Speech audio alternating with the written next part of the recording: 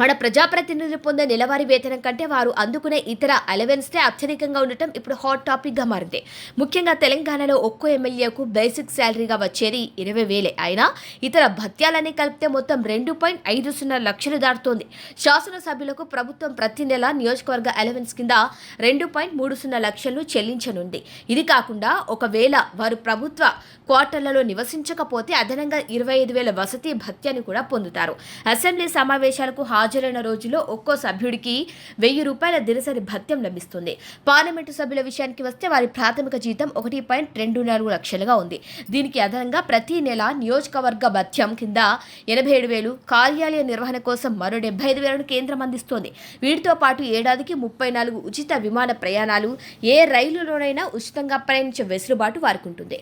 స్థానిక సంస్థల ప్రతినిధులైన సర్పంచులు, ఎంపీటీసీలకు వేతనాలు తక్కువగానే ఉన్నా ప్రభుత్వం వారికి ఉచిత రవాణా, ఇతర సౌకర్యాలను కల్పిస్తుంది.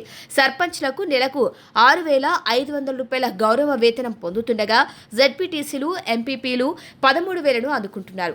పదవి విరమణ తర్వాత కూడా ఎమ్మెల్యేలు, ఎంపీలకు భారీగా పెన్షన్ సౌకర్యాలున్నాయి. ప్రజాప్రతినిధులు, వారి కుటుంబ సభ్యులకు ప్రభుత్వ ఖర్చుతోనే పూర్తిస్థాయి వైద్య సదుపాయాలు ఉచితంగా అందుతాయి. ఎంపీలకు ఢిల్లీలో ఉచిత నివాసంతో పాటు ఏడాదికి 50,000 యూనిట్ల విద్యుత్, 4,000 కిలోమీటర్ల నీరు ఉచితంగా లభిస్తుంది. ప్రజాసేవ కోసం ఎన్నికైన వీరికి అందుతున్న ఈ భారీ ప్రయోజనాలపై ఇప్పుడు సామాన్యుల్లో చర్చ జరుగుతోంది.